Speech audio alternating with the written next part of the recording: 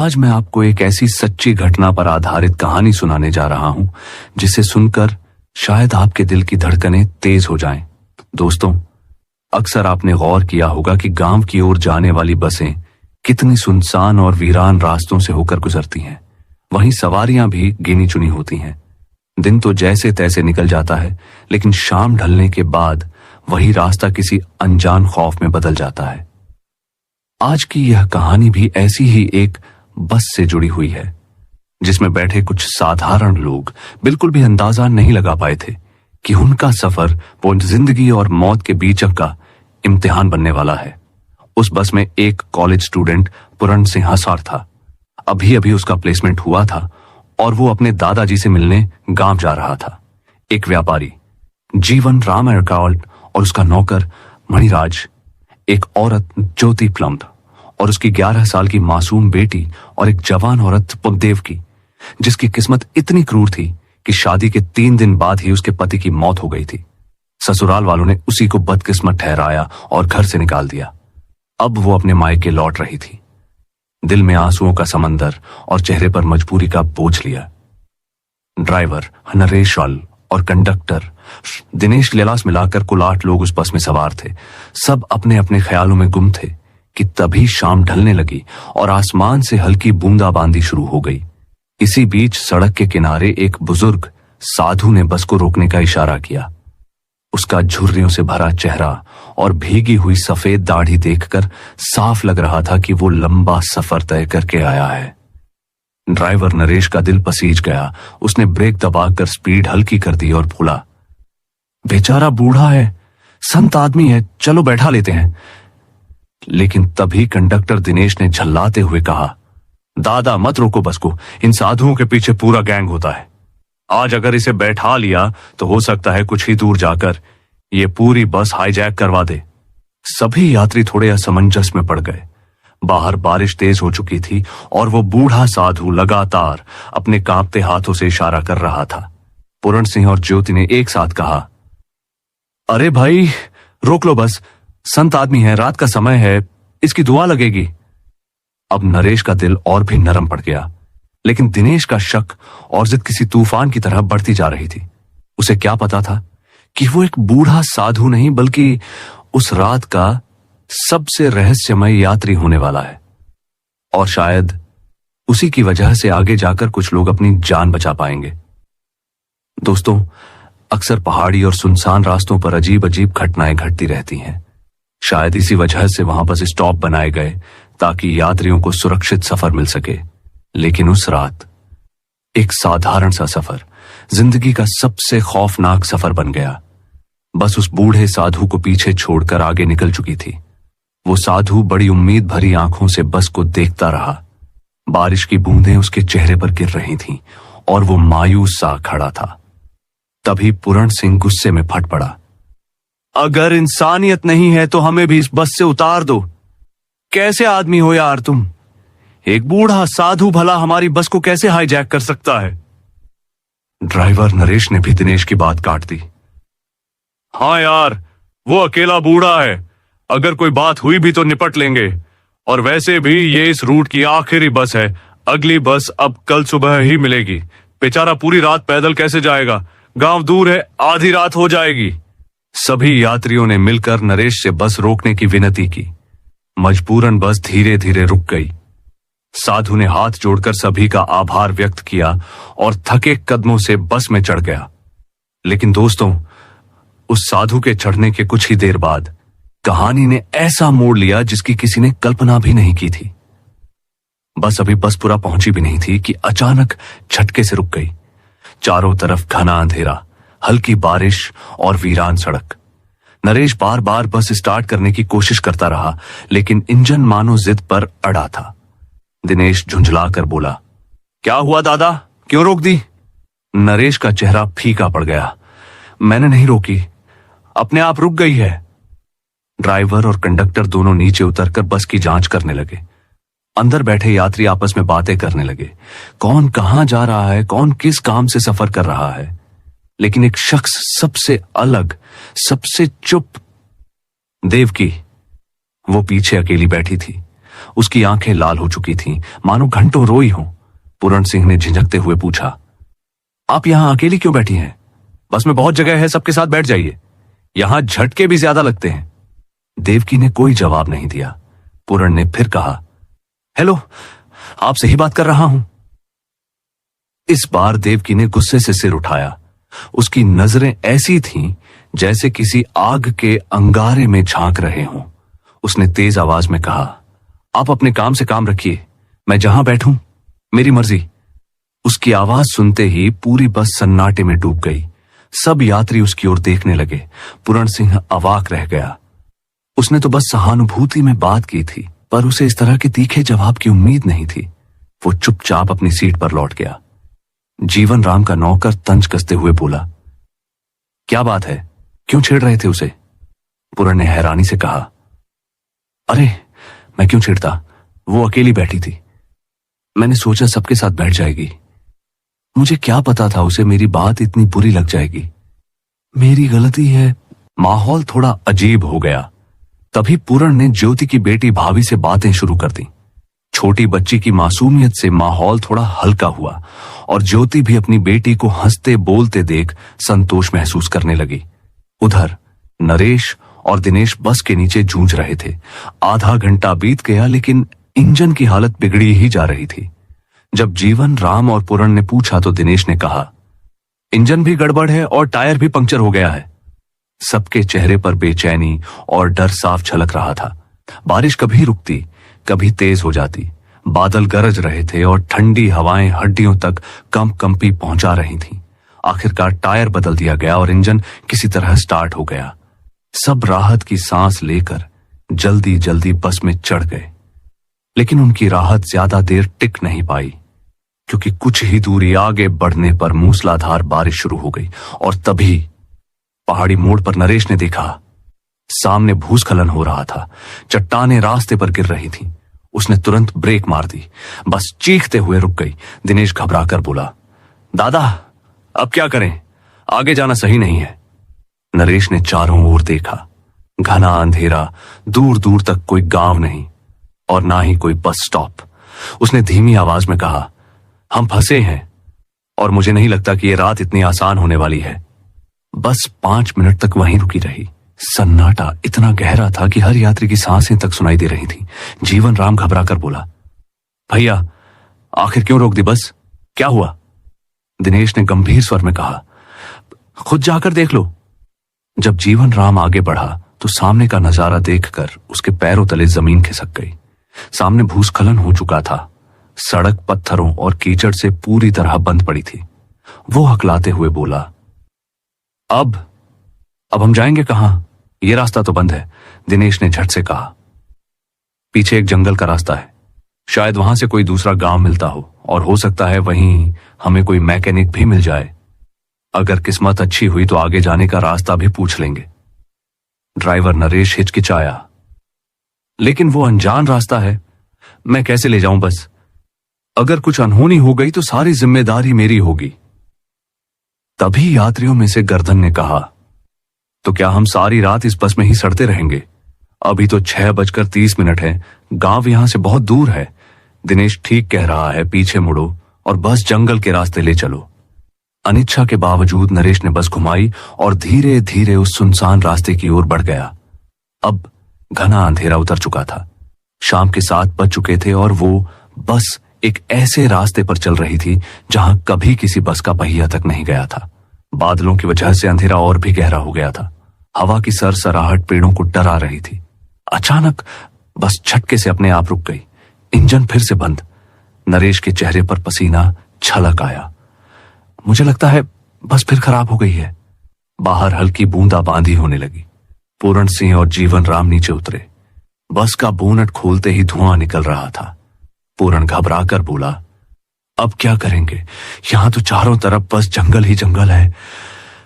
नरेश छल्ला कर बोला, अगर ठीक कर सकता तो यहां खड़ा क्यों रहता? इंजन पूरी तरह जवाब दे चुका है। पूरण ने अपना मोबाइल निकाला, चलो कम से कम मदद के लिए फोन तो करते हैं। लेकिन स्क्रीन पर स्टार नो नेटवर्क स्टार चमक रहा था। जीवन राम ने भी कोशिश की, पर वही नतीजा। सब निराश होकर खड़े थे कि तभी सन्नाटे को चीरती हुई सियारों की डरावनी हुआ हुआ की आवाज गूंजी। बस में बैठे लोग दहल गए। दिनेश फुसफुसाया, ये सियारों का इलाका है, यहां बाहर खड़े रहना खतरनाक है, चलिए सब बस के अंदर चलिए। सब डर कर बस में लौटने लगे। नरेश और दिनेश बार बार फोन ऊंचा करके नेटवर्क खोजने लगे, लेकिन नतीजा सिफर। तभी अचानक एक विशाल पेड़ धड़ाम से गिरकर बस के ऊपर आ गिरा। बस हिलकर कांप उठी। यात्री चीखने लगे और घबराकर बाहर भागे। बस की छत बुरी तरह डैमेज हो चुकी थी। सब लोग बाहर इकट्ठा हुए ही थे कि उनकी आंखें फटी की फटी रह गईं। वो पेड़ जो कुछ सेकंड पहले बस पर गिरा था, धीरे धीरे खुद ही खिसकने लगा और फिर सीधा खड़ा हो गया। कोई समझ नहीं पा रहा था ये सपना है या हकीकत। और इससे भी ज्यादा खौफनाक बात यह हुई कि उसी पल वो खामोश पड़ी। बस अचानक अपने आप स्टार्ट हो गई। इंजन की गड़गड़ाहट से सबका दिल दहल उठा। नरेश और दिनेश एक दूसरे को घूरते रह गए। ये कैसे हो सकता है? बस बिना ड्राइवर के खुद चलने लगी। कुछ सेकंड तक आगे बढ़ी, फिर अचानक रुक गई। यात्रियों ने एक दूसरे को देखा। क्या वाकई बस में कोई और मौजूद था? क्या कोई अदृश्य ताकत उसे चला रही थी? उसी वक्त झाड़ियों से किसी के तेज भागने की आवाज आई। छपाक छपाक छपाक। सबके दिल धड़कने लगे। पूरण सिंह झाड़ियों के पास खड़ा था। उसने तुरंत पीछे देखा, लेकिन वहां कोई नहीं था। सबने वो आवाज सुनी थी। चारों तरफ घना जंगल, बड़े बड़े पेड़ और घना अंधेरा। पूरण सिंह ने हिम्मत जुटाई और जंगल की ओर बढ़ा। ज्योति ने घबराकर उसका हाथ पकड़ लिया। कहां जा रहे हो? यहां सही नहीं लग रहा, हमारे साथ ही रहो। पूरण ने उसे दिलासा दिया। दीदी डरिए मत, देखता हूं आखिर कौन है। धीरे धीरे बाकी लोग भी उसके पीछे पीछे चल पड़े। थोड़ा आगे बढ़ते ही उन्हें एक साफ सुथरी पक्की सड़क दिखाई दी। सबके चेहरे पर राहत की लहर दौड़ गई। पूरण सिंह ने खुशी से कहा, भगवान का शुक्र है, हमें रास्ता मिल गया। चलो यहां कुछ देर इंतजार करते हैं, शायद कोई ट्रक या बस गुजर जाए और मदद मिल जाए। सब उसकी बात मानकर सड़क किनारे बैठ गए, लेकिन वक्त बीतता रहा। न कोई इंसान गुजरा, न कोई गाड़ी। वो सड़क पूरी तरह सुनसान थी। अचानक बादलों की गड़गड़ाहट इतनी भयानक हुई कि जमीन तक कांप उठी। छोटी बच्ची भाभी डर से अपनी मां ज्योति को कसकर पकड़ ली।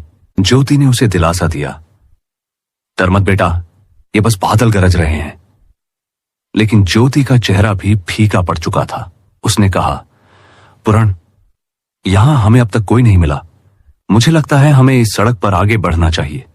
रात गहरी हो रही है, कहीं कोई जंगली जानवर हमला न कर दे।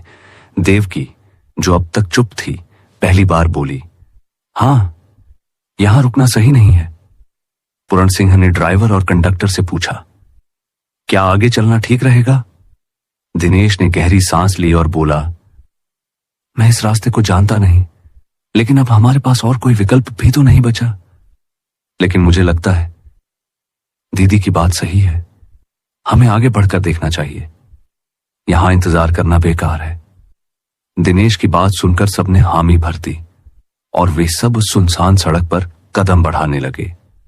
हल्की बूंदाबांदी उनके चेहरे पर गिर रही थी, मानो आसमान भी उन्हें रोकना चाहता हो। लगभग 15-20 मिनट चलने के बाद उन्हें पेड़ों के झुरमुटों के बीच एक पुरानी सी इमारत दिखाई दी। जीवन राम की आंखें चमक उठी।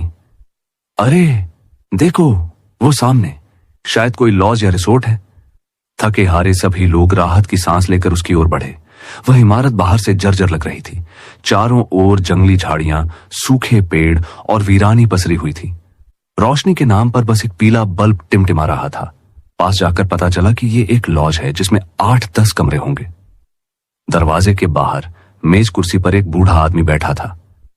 उसने अपने आप को फटे पुराने कंबल में लपेट रखा था। उसके सामने रजिस्टर और पेन रखा था। उसकी झुकी हुई आंखें और स्थिर चेहरा किसी रहस्य से भरा हुआ लग रहा था। पूरण सिंह आगे बढ़कर बोला, क्या हमें रात के लिए कुछ कमरे मिल जाएंगे? बूढ़े ने बिना कुछ बोले सिर्फ सिर हिला दिया। उसने नाम, पता और मोबाइल नंबर लिखने को कहा। सबने बारी बारी से रजिस्टर में अपनी एंट्री की और अपने अपने कमरे पकड़ लिए। ज्योति ने देवकी से कहा, अकेले मत रहना, मेरे साथ ही रुक जाओ। देवकी मान गई। थोड़ी ही देर में तेज बारिश शुरू हो गई। सब खुश थे कि वक्त पर उन्हें ठिकाना मिल गया। रात के करीब 9 बज रहे थे। पूरण सिंह ने भूख से बेहाल होकर बूढ़े से खाने के लिए पूछा। उसने कहा, खाने का कुछ नहीं मिलेगा, बस चाय मिल सकती है। सबने थकान मिटाने के लिए चाय मंगवा ली। बूढ़ा आदमी किचन की ओर चला गया। इधर बरामदे में ज्योति और पूरण सिंह बातचीत कर रहे थे। ज्योति अपनी जिंदगी के किस्से सुना रही थी, तभी सामने वाले कमरे का दरवाजा चर्र चर्र की आवाज के साथ अपने आप खुल गया।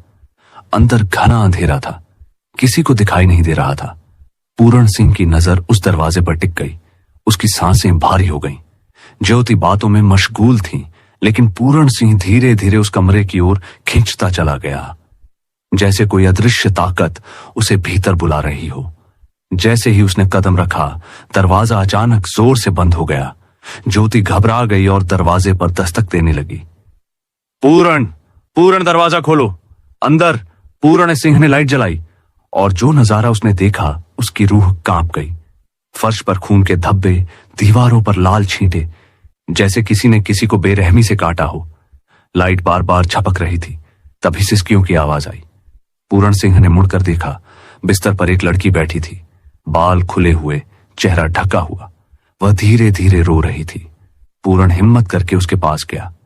लड़की ने अपना चेहरा ऊपर उठाया और पूरण सिंह चीखते चीखते पीछे हट गया। उसका चेहरा खून से सना था। एक आंख गायब थी। चेहरे पर गहरे कट के निशान थे। वह धीमे धीमे पूरण सिंह की ओर बढ़ने लगी। पूरण ने दरवाजा खोलने की कोशिश की, लेकिन वह बंद था। बाहर ज्योति पूरी ताकत से दरवाजा पीट रही थी। बाकी लोग भी इकट्ठा हो गए। अचानक बूढ़ा आदमी हाथ में छाई लिए आया और बोला, क्या हो रहा है यहां? सबने कहा, हमारा साथी अंदर बंद है। बूढ़े ने बिना कुछ कहे आराम से दरवाजा खोला। अंदर सामान अपनी जगह था, सब कुछ सामान्य था, लेकिन फर्श पर पूरण सिंह बेहोश पड़ा था। उसे बाहर लाकर पानी छिड़का गया। जैसे ही होश आया, उसने कांपते हुए हकलाकर कहा, वो कमरे में एक लड़की थी। उसका चेहरा। वह वाक्य पूरा भी नहीं कर पाया और उसकी आंखों में खौफ साफ झलकने लगा। बूढ़ा आदमी हल्की सी मुस्कान के साथ बोला, अरे साहब, कैसी बातें कर रहे हैं आप? उस कमरे में भला कोई कैसे हो सकता है? वो तो खाली है और इस पूरे लॉज में आप सबके अलावा कोई और नहीं है। पूरण सिंह की आंखों में बेचैनी तैर गई। लेकिन ये कैसे हो सकता है? मैंने अपनी आंखों से देखा था, वहां खून था और एक लड़की भी। ज्योति ने धीरे से कहा, पूरण सिंह, हम भी उस कमरे में गए थे, वहां कुछ नहीं था। शायद थकान या रोशनी के धोखे में तुम्हें ऐसा लगा होगा। पूरण सिंह ने कमरे की छत और कोनों को गौर से देखा। उसकी सांसें अभी भी भारी थीं, मगर सबके सामने चुप हो गया। तभी दिनेश ने हल्का सा हंसते हुए कहा, लो भाई, चाय पियो। थके हुए इंसान को कभी कभी सब दिखाई देने लगता है। सब लोग बरामदे में बैठकर चाय पीने लगे, मगर देवकी की नजर बूढ़े आदमी पर थी। वह अजीब सी तिरछी निगाहों से सबको घूरे जा रहा था। बाकी किसी ने ध्यान नहीं दिया। दिनेश ने कहा, चलो अब सो जाओ, रात काफी हो चुकी है, सुबह ही मदद मिलेगी। सभी अपने अपने कमरों में चले गए। पूरण सिंह बिस्तर पर लेटते हुए सोच रहा था, नहीं, ये कोई धोखा नहीं था। मैंने सच में खून देखा था। और वो लड़की, उसके बगल में साधु रघुदास लेटे हुए थे और ऊंची आवाज में भगवान का जाप कर रहे थे। पूरण सिंह झुंझलाकर बोला, बाबा, आप मन ही मन जाप कर लीजिए, मुझे नींद नहीं आ रही। साधु चुप हो गए। पूरण सिंह ने आंखें बंद ही की थीं कि अचानक पूरे लॉज की बत्तियां गुल हो गईं। अंधेरे में सन्नाटा छा गया। साधु अचानक तेज आवाज में मंत्र जाप करने लगे। पूरण सिंह ने घबराकर मोबाइल की टॉर्च जलाई। ये लाइट क्यों नहीं आ रही? वह बाहर निकला तो देखा सभी यात्री अपने अपने कमरे से बरामदे में आ गए थे। दिनेश ने बूढ़े से पूछा, ये क्या हो रहा है? लाइट कब आएगी? बूढ़ा आदमी बेहद धीमी आवाज में बोला, साहब, ये गांव का इलाका है, यहां लाइट ऐसे ही जाती रहती है और आज तो मौसम भी खराब है, अब शायद रात भर ना आए। उसने सबको माचिस थमा दी और कहा, कमरे में मोमबत्तियां रखी हैं, आप जला लीजिए और आराम से सो जाइए। सबने मोमबत्ती जलाई और अपने अपने कमरे में लौट गए, मगर नींद किसी की आंखों से कोसों दूर थी। देवकी ने मोमबत्ती जलाई। ज्योति की बेटी डर से अपनी मां से चिपकी हुई थी। देवकी ने उसे दिलासा देते हुए कहा, डरो मत, थोड़ी देर में सब ठीक हो जाएगा, सो जाओ। धीरे धीरे ज्योति की आंख लग गई, मगर देवकी जागी रही। उसे अपनी जिंदगी के जख्म याद आ रहे थे। पति की मौत, ससुराल से निकाले जाने की पीड़ा, और अब यह अजनबी जगह। उधर तीसरे कमरे में दिनेश गहरी नींद में खर्राटे ले रहा था, जबकि जीवन राम बार बार करवट बदल रहा था। अचानक उसे अपने और दिनेश के बीच बिस्तर पर एक परछाई नजर आई। उसने ध्यान से देखा, वो वही लड़की थी। खून से लथपथ चेहरा, एक आंख गायब और होंठों पर अजीब सी मुस्कान। जीवन राम का गला सूख गया। उसकी चीख गले में अटक गई, मगर अगले ही पल वह जोर से चीख पड़ा और बिस्तर से नीचे गिर पड़ा। उसकी चीख सुनकर दिनेश जाग गया और बाकी यात्री भी सतर्क हो गए। सब लोग फिर से बरामदे में आ खड़े हुए। जीवन राम का चेहरा पीला पड़ा हुआ था। वह हांफते हुए बोला, मेरे बगल में वो लड़की थी। दिनेश हंसने की कोशिश करता हुआ बोला, अरे अंधेरे का वहम है, मोमबत्ती तो जल रही है ना, सब लोग सो जाओ। माहौल अजीब था। कुछ को गुस्सा आ रहा था, कुछ को डर। पूर्ण सिंह गंभीर होकर बोला, नहीं, यहां कुछ है, कुछ तो गड़बड़ है, हमें सतर्क रहना होगा। नरेश बोला, लेकिन आखिर क्या? पूर्ण सिंह धीमी आवाज में बोला, पता नहीं, लेकिन मुझे यहां सही नहीं लग रहा। जीवन राम ने उसका साथ दिया। हो सकता है सच में कोई हमें मारने के लिए यहां खींच लाया हो। दिनेश ने दोनों की ओर अजीब नजरों से देखा और हंसकर कहा, तुम दोनों पागल हो गए हो, चलो मैं तो सोने जा रहा हूं। और वह नरेश के साथ अपने कमरे में चला गया। इसी बीच ज्योति बोली, मेरी बेटी अंदर अकेली है, मैं उसे देखने जाती हूं। वह मोमबत्ती हाथ में लेकर अपने कमरे में गई और हैरान रह गई। उसकी बेटी बिस्तर पर नहीं थी। भाभी, भाभी बेटा कहां हो? कमरे में सन्नाटा था। ज्योति ने कांपते हाथों से बाथरूम का दरवाजा खोला।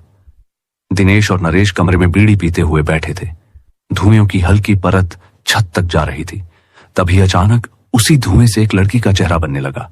चेहरा इतना डरावना था कि नरेश का दिल मानो गले तक आ गया। वह खांसते हुए झटके से उठ गया और हाथ से धुआं हटाने लगा। दिनेश चौंक कर बोला, क्या हुआ दादा, ऐसे क्यों हांफ रहे हो? नरेश घबराई नजरों से चारों तरफ देखने लगा और हकलाते हुए बोला, कुछ नहीं। लेकिन उसकी आंखें और कांपते हाथ बता रहे थे कि कुछ तो बहुत बड़ा गड़बड़ हुआ है।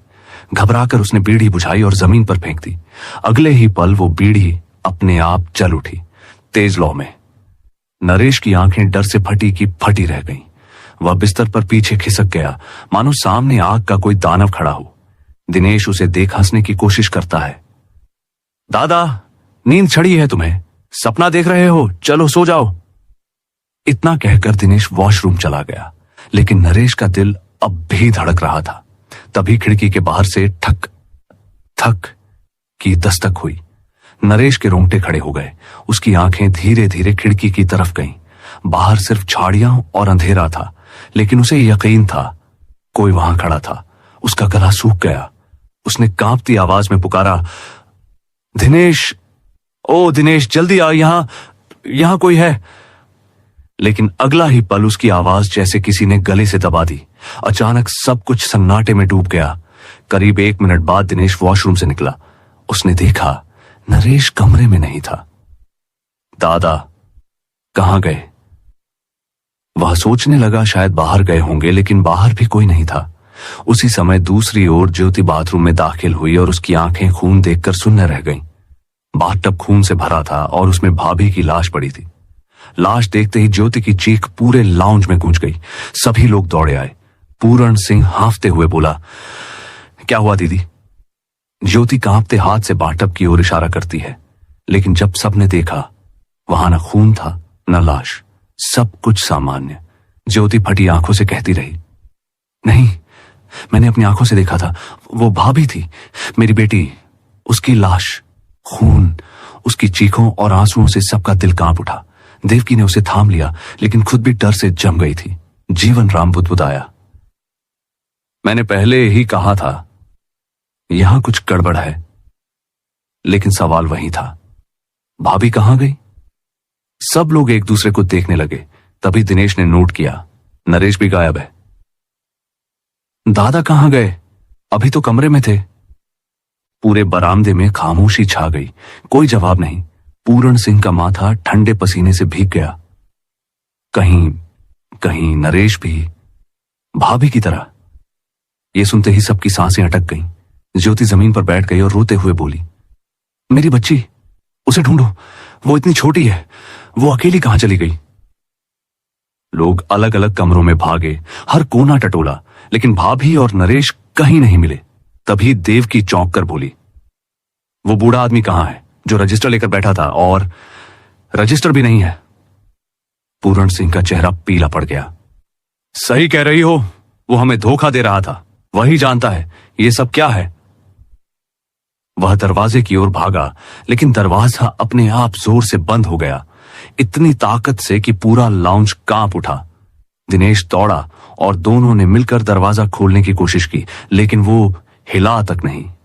पूरण सिंह थरथराती आवाज में बोला, हम फंस चुके हैं। सबकी आंखों में डर साफ झलक रहा था। मणिराज की आवाज कांपी, ये जगह भूतिया है, अगर अब भी नहीं निकले तो हम सब। वह अपनी बात अधूरी छोड़ देता है, लेकिन हर किसी ने अपने दिल में उसका अंत समझ लिया। दिनेश गुस्से में कांपती आवाज में बोला, लेकिन दादा और भाभी को छोड़कर कैसे निकल सकते हैं? पहले उन्हें ढूंढना होगा। वो कहां गए? बरामदे के कोने में बैठी ज्योति अपने आंसुओं में भीगी जा रही थी। देवकी उसे चुप कराने की कोशिश कर रही थी, लेकिन उसका भी गला सूख चुका था। 8 कमरे खंगाल लिए गए थे और उनमें न भाभी मिली न नरेश। बरामदे के आखिर में जो जीना छत की ओर जाता था, वह भी एक मोटे ताले से बंद था। चाबी किसी के पास नहीं थी। पूरण सिंह ने गंभीर आवाज में कहा, सारे कमरे ठीक से देखे? कोई दूसरा रास्ता, कोई गुप्त दरवाजा? देवकी ने थके हुए स्वर में कहा, हां, सब जगह देख लिया, कहीं कुछ नहीं है। सभी थके हारे कुर्सियों पर बैठ गए। तभी बरामदे में रखी वही मेज और कुर्सी जिस पर बूढ़ा आदमी बैठा था, अपने आप खिसकते हुए उनकी तरफ खिसक आई। चर्रर! सबकी रूह कांप उठी। दिनेश डर से चीख पड़ा, भूत है, यहां सचमुच भूत है। वह घबराकर एक कमरे में भागा और दरवाजा भीतर से बंद कर लिया। अंदर घुटनों में सिर छिपाकर बैठा ही था कि अचानक उसके कानों में एक धीमी लेकिन खौफनाक हंसी गूंज उठी। कौन है? दिनेश कांपती आवाज में बोला। एक स्त्री स्वर उसके कानों में फुसफुसाया, मैं हूं, तुम्हारी रुचि। दिनेश के पैरों से जमीन खिसक गई। वह पसीने पसीने हो गया और खड़ा होकर चारों ओर देखने लगा। तभी उसकी नजर पड़ी, एक काला साया खिड़की की ओर जा रहा था। दिनेश ने चीखते हुए दरवाजा खोलने की कोशिश की, लेकिन दरवाजा हिला तक नहीं। कोई है बाहर? दरवाजा खोलो, मुझे बचाओ। बाहर जीवन राम और पूरण सिंह दरवाजा पीटते हुए चिल्ला रहे थे, दादा क्या हुआ, दरवाजा खोलो। लेकिन अंदर दिनेश चीख रहा था, यहां कोई है, मुझे छोड़ो मत। अचानक उसके सामने वही लड़की आ खड़ी हुई। एक आंख गायब, चेहरा कटा हुआ, खून टपकता हुआ। उसकी सड़ी हुई सांस दिनेश के चेहरे से टकराई। दिनेश की एक भयानक चीख निकली और फिर सब कुछ शांत हो गया। जब दरवाजा खुला तो सबकी आंखें फटी की फटी रह गईं। दिनेश का शव फर्श पर पड़ा था, मुंह से खून की धार बह रही थी। उसकी भी एक आंख गायब थी और शरीर ऐसे तड़प रहा था जैसे किसी जानवर की जान निकल रही हो। जीवन राम के पैरों में जान ही न रही, वह वहीं गिर पड़ा। देवकी कांपते हुए बोली, हे भगवान, ये किसने किया? ये घर, ये जगह, यहां सचमुच भूत है। पूरण सिंह ने साधु रघुदास की तरफ देखा, गुस्से में चीख पड़ा, हे बुड्ढे, यहां सब मर रहे हैं और तू बस जाप कर रहा है। साधु ने आंखें खोली। उसकी आवाज धीमी लेकिन बेहद भारी थी, यहां एक शापित आत्मा का वास है, वह किसी को नहीं छोड़ेगी, तुम चाहे जितना भाग लो। ये रात हमें निगल जाएगी, भगवान का नाम ही एकमात्र सहारा है। पूरण सिंह दांत भींचकर बोला, नहीं, अगर मौत सामने खड़ी है तो भी हम चुप नहीं बैठेंगे, उस ताले को तोड़ना होगा। सब औजार ढूंढने लगे। जीवन राम को मुख्य दरवाजे के पास एक बक्सा मिला जिसमें एक भारी हथौड़ा था। उसने हथौड़ा पूरण सिंह को दिया। पूरण सिंह ने ताले पर जोरदार वार किया, धड़ाम धड़ाम। लेकिन तभी एक कमरे से अजीब आवाजें आने लगीं। दुर्गेश, हम यहां कितने दिन रहेंगे? सब सन्न रह गए। ये वही कमरा था जिसमें कुछ देर पहले पूरण सिंह बंद हुआ था।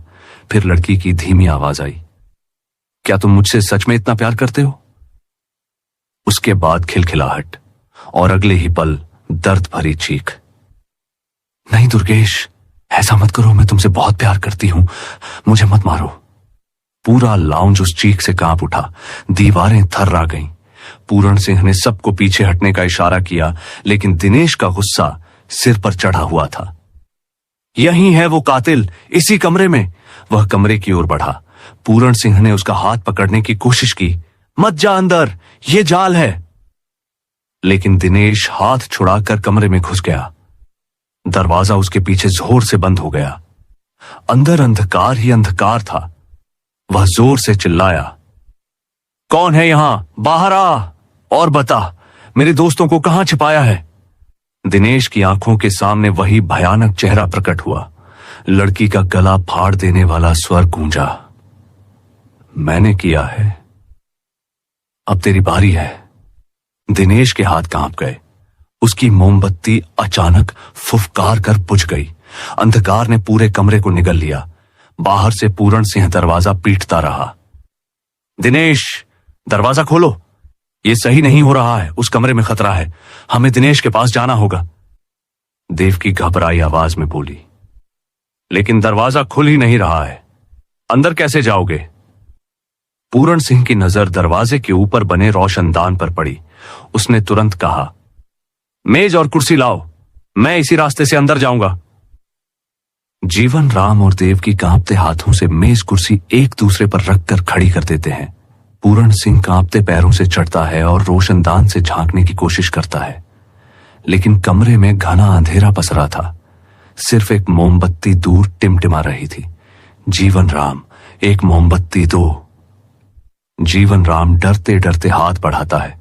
पूरण सिंह फाइबर की खिड़की तोड़ देता है। अंदर झांकते ही उसकी नजर दिनेश पर पड़ी।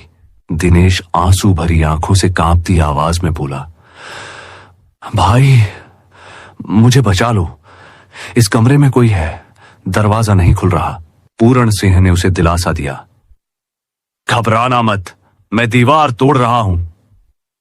वह हथौड़ा मांगकर दीवार को तोड़ने लगा, लेकिन तभी दिनेश को लगा जैसे किसी ने उसके दोनों पैरों को लोहे की जंजीरों की तरह जकड़ लिया हो। भाई जल्दी करो, किसी ने मेरे पैर पकड़ लिए हैं। दिनेश का चेहरा खून से सफेद पड़ चुका था। उसकी चीखें दीवारों से टकरा रही थीं। पूरण सिंह पूरी ताकत से दीवार पर वार करता रहा। टुकड़े गिरने लगे। अचानक दिनेश का शरीर जमीन पर जोर से गिरा। उसकी चीख पूरे लाउंज में गूंज गई। पूरण सिंह झुककर देखने लगा। उसने मोमबत्ती रोशनदान से अंदर की, लेकिन जैसे ही उसने गर्दन आगे बढ़ाई, मोमबत्ती फुप करके बुझ गई और उसके चेहरे पर किसी चीज से खून की बौछार हो गई। वह घबराकर पीछे गिर पड़ा। देवकी और जीवन राम ने उसे संभाला। देवकी ने कांपती आवाज में कहा, तुम्हें चोट लगी है, सिर से खून बह रहा है। पूरण सिंह की आवाज भारी और टूटी हुई थी, नहीं, ये मेरा खून नहीं है, ये खून अंदर से छींटों की तरह आया है। यह सुनकर देवकी की आंखें डर से चौड़ी हो गईं। जीवन राम हकलाता हुआ बोला, क्या दिनेश भी मर गया? इसी बीच देवकी के होंठ कांपते हुए फुसफुसाए, अब उसकी आवाज आना बंद हो गई है। पूरण सिंह ने साहस जुटाकर दरवाजा फिर से धक्का दिया। इस बार दरवाजा बिना जोर लगाए खुल गया। तीनों ने एक दूसरे की तरफ अजीब नजरों से देखा, जैसे दरवाजा खुद अपनी मर्जी से बंद और खुल रहा हो। मोबाइल की टॉर्च जलाकर पूरण सिंह धीरे धीरे अंदर गया। रोशनी जैसे ही फर्श पर पड़ी, दिनेश की लाश दिखी। उसका चेहरा बुरी तरह नोचा गया था और आंखें गायब थीं। तीनों के गले से एक साथ भयानक चीख निकली। उसी पल मोबाइल की टॉर्च अब्लिंकत कर बंद हो गई। बैटरी अचानक गिरकर ज़ीरो हो चुकी थी। जीवन राम घबराकर अपना फोन निकाला। अरे, इसमें तो बैटरी थी, ये कैसे बंद हो गया? अंधेरे में पूरण सिंह ने जल्दी से कहा, सब हाथ पकड़ लो और बाहर निकलो। उन्होंने हाथों की एक जंजीर बना ली। पूरण सिंह सबसे आगे था, उसके पीछे देवकी और सबसे पीछे जीवन राम। लेकिन जैसे ही वे कमरे से बाहर कदम रखने लगे, जीवन राम ने महसूस किया कि उसके हाथ को कोई और पकड़े हुए है। पकड़ इतनी सख्त थी कि वह छुड़ा नहीं पा रहा था। उसके माथे पर ठंडी बूंदें टपकने लगी। उसने डरते डरते कहा, भाई तुम तो आगे हो, ये हाथ किसका है? देवकी और पूरण सिंह ने एक साथ पीछे मुड़कर देखा और उनकी चीख रुक ही नहीं रही थी। पीछे जीवन राम का हाथ एक भयानक लड़की ने थाम रखा था। उसके बाल उलझे हुए थे, चेहरा आधा सड़ा हुआ और एक आंख गायब। उसके खून से सने हाथ जीवन राम की उंगलियों को कसकर पकड़े हुए थे। जीवन राम कांपती आवाज में बोला, छोड़ो मुझे, छोड़ो। लेकिन उसके शब्द घुटकर रह गए। भूतनी ने एक ही झटके में उसे कमरे की ओर खींच लिया। दरवाजा जोर से बंद हो गया। अंदर से जीवन राम की चीख गूंजी, बचाओ, मुझे बचाओ। देवकी और पूरण सिंह दरवाजा पीटते रह गए, लेकिन इस बार दरवाजा मानो पत्थर की दीवार बन चुका था। देवकी के चेहरे पर आंसू बह रहे थे। अचानक उसके शब्द रुके। उसने कांपती आवाज में कहा, पूरण सिंह, ज्योति कहां है? वो तो अभी यहीं थी। और साधु रघुदास, वो कहां गया? पूरण सिंह के होंठ सूख गए। उसने धीमी आवाज में कहा, सही कह रही हो, वो दोनों तो गायब हैं। देवकी की नजर अचानक सीढ़ियों की ओर गई। वहां लगा ताला टूटा पड़ा था और दरवाजा आधा खुला हुआ था। उसका दिल धक धक करने लगा। वह कांपती आवाज में बोली, पूरण सिंह, देखो ताला टूटा है। पूरण सिंह ने जैसे ही देखा, उसकी रगों में सिहरन दौड़ गई। दोनों भागते हुए सीढ़ियां चढ़े और टेरेस पर पहुंचे। टेरेस पर पहुंचकर उनका दिल मानो वहीं रुक गया। ज्योति छत की ऊंची दीवार पर बैठी थी। उसके पैर बाहर की तरफ लटक रहे थे। चांदनी की फीकी रोशनी में उसका चेहरा और भी अजीब लग रहा था। देवकी ने हिम्मत जुटाकर आवाज दी, ज्योति, यहां क्या कर रही हो? नीचे गिर जाओगी। लेकिन ज्योति ने कोई जवाब नहीं दिया। उसके बाल जो हमेशा बंधे रहते थे, अब खुले और बिखरे हुए थे। ये देखकर दोनों के दिल में एक अनहोनी की आहट गूंज उठी।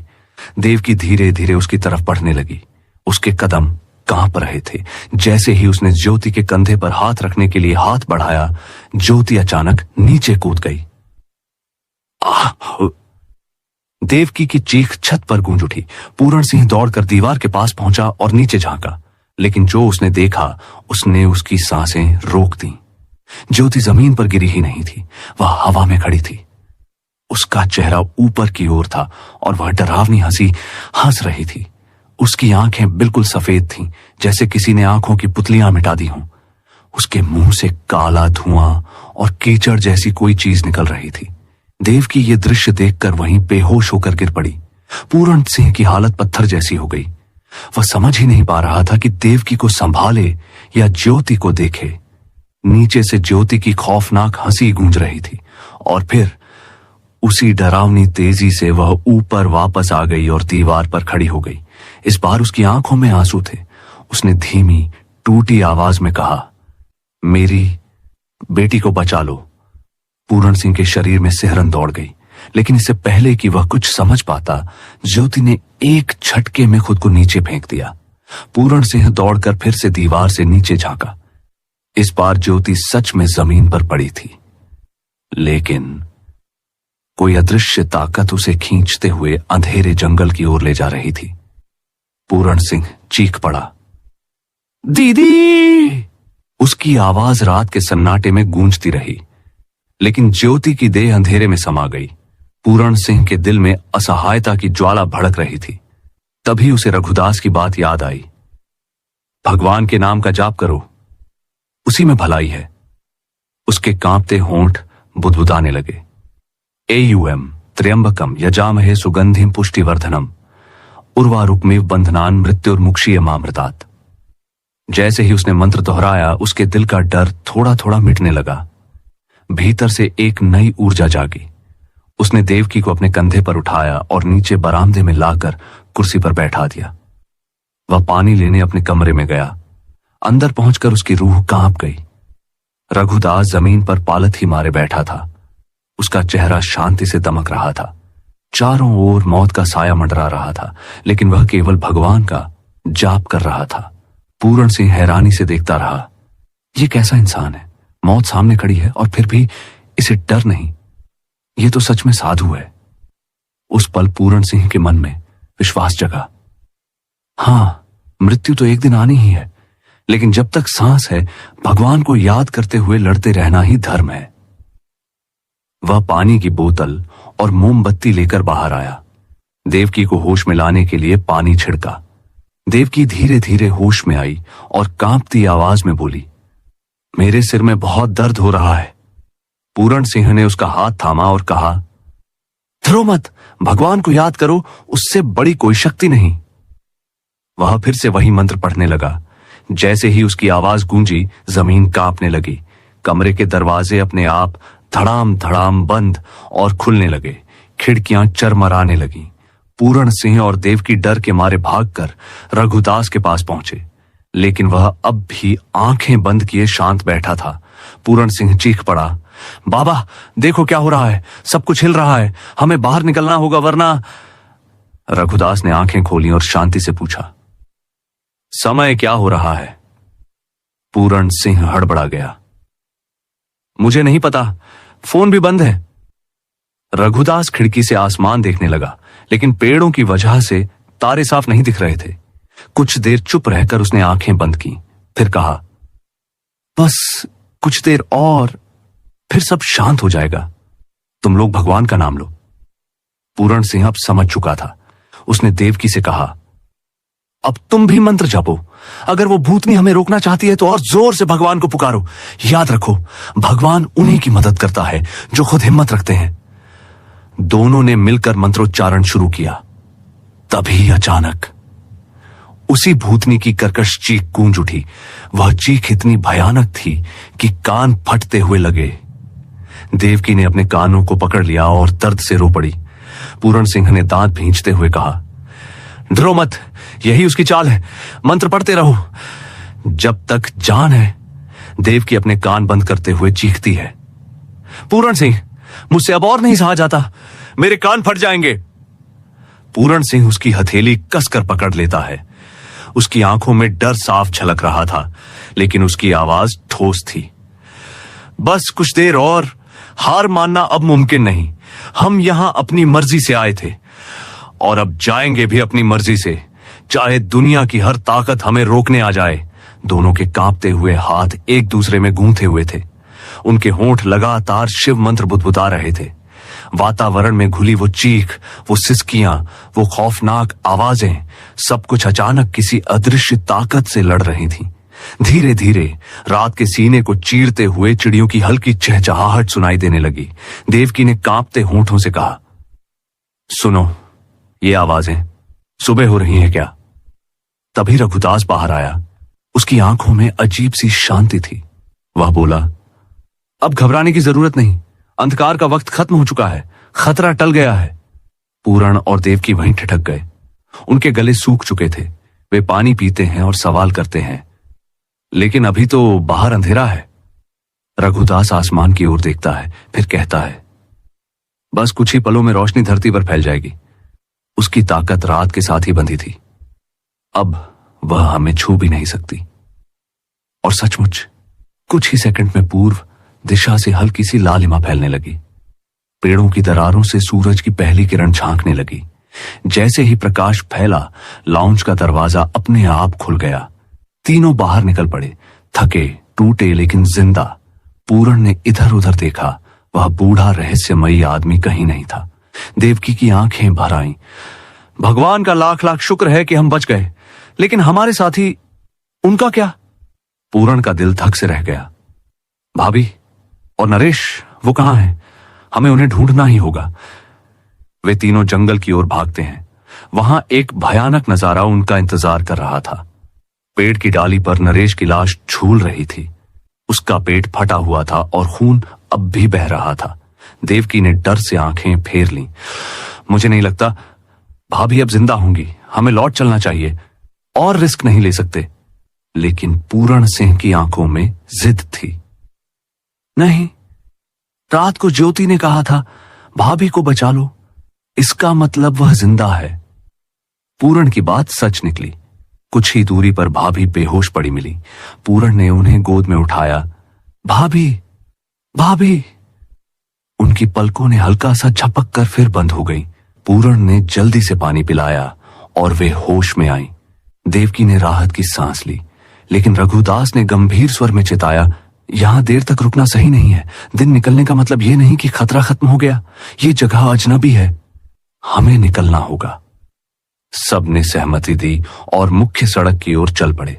रास्ते भर देवकी और पूरण अपनी कहानियां साझा करते रहे। देवकी ने अपना दर्द बयां किया, अपने पति की मौत, अपने टूटे सपने। पूरण चुप सुनता रहा। उसके मन में करुणा उमड़ रही थी। तभी देवकी बोली, क्या तुम जानते हो भाभी के बारे में? पूरण ने हैरानी से पूछा। क्या मतलब? देवकी की आंखें भर आईं। ज्योति, वो एक कुंवारी मां है। उसके प्रेमी ने उसे धोखा दिया। जब परिवार को पता चला तो उन्होंने उसे अबॉर्शन के लिए मजबूर किया, लेकिन उसने मना कर दिया। अपने प्रेमी की आखिरी निशानी मानकर उसने बच्चे को जन्म दिया। उसी बच्चे की खातिर उसने सब कुछ सहा। पूरण सुनकर सन्न रह गया। चलते चलते अचानक सड़क पर कोई पड़ा दिखा। ज्योति! देवकी चीख उठी। वो थी जख्मी, टूटी हुई लेकिन जिंदा।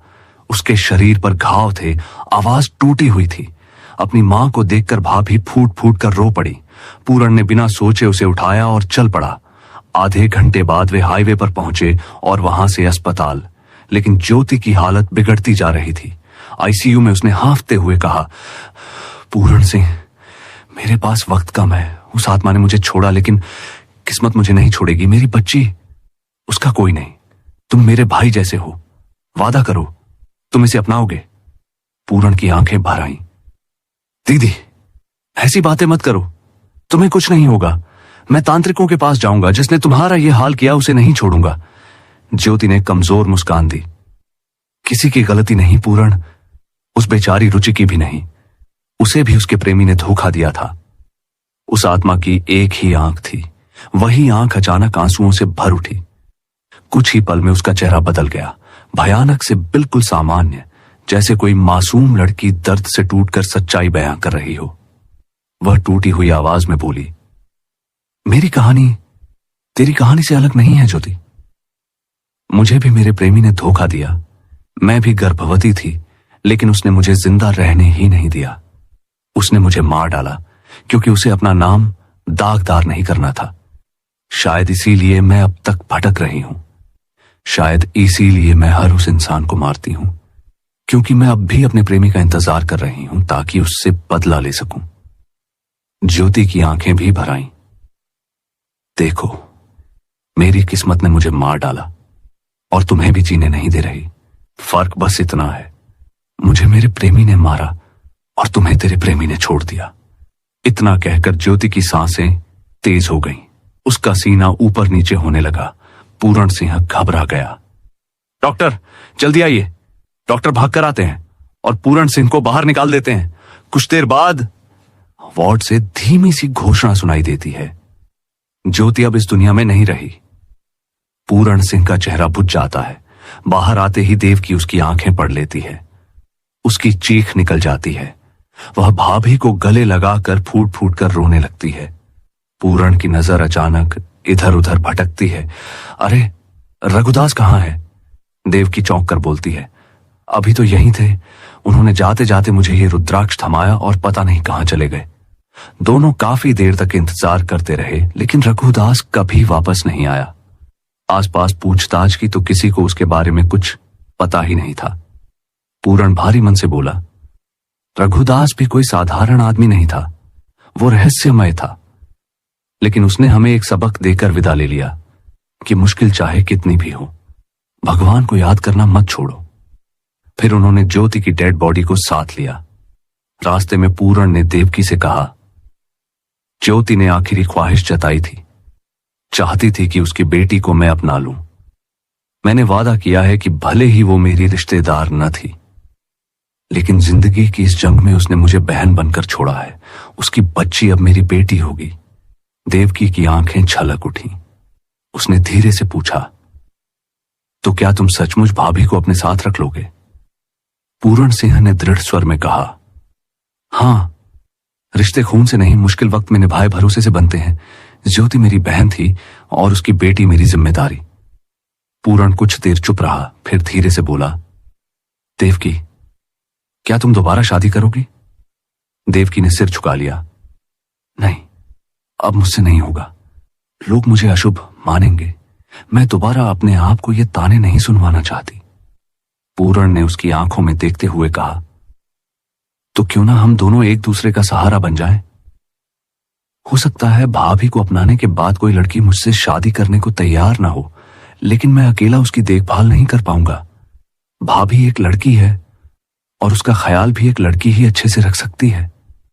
तुम शादी करने से इनकार कर रही हो और मैं अकेला सब नहीं कर पाऊंगा।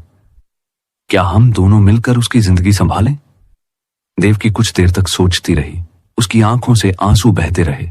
फिर उसने धीमे स्वर में कहा, ठीक है, अगर यही मेरी जिंदगी की राह है तो मैं तुम्हारे साथ चलने को तैयार हूं। और वहीं से उनकी नई जिंदगी की शुरुआत हुई।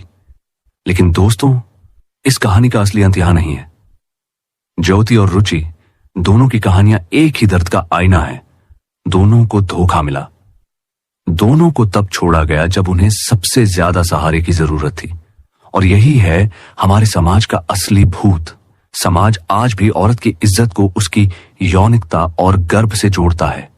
एक औरत अगर मां बनने का फैसला खुद करती है तो उसे बदचलन कहा जाता है। परिवार उसे छोड़ देता है, प्रेमी उसे धोखा दे देता है और अंत में वो औरत मौत या समाज की नजरों से गिरकर जीती लाश बन जाती है। रुचि की आत्मा सिर्फ एक भूत नहीं थी, वो हर उस औरत की आत्मा थी जिसे समाज ने मारा। ज्योति सिर्फ एक लड़की नहीं थी, वो हर उस औरत का प्रतीक थी जो अपनी सच्चाई, अपने हक के लिए अकेली खड़ी रही। अब सवाल आपसे है, हम औरत को कब इंसान मानेंगे? कब हम उनकी इज्जत, उनकी भावनाओं और उनके अस्तित्व को उस बराबरी से देखेंगे जिस पर हर इंसान का हक है? दोस्तों, समाज का असली भूत कोई हवेली, कोई जंगल या कोई आत्मा नहीं है। असल भूत है वो सोच जो औरत को सिर्फ इस्तेमाल करने की वस्तु समझती है। जब तक हम उस सोच को नहीं मारेंगे तब तक ऐसी रुचियां और ज्योतियां जन्म लेती रहेंगी और मरती रहेंगी। अगर आपने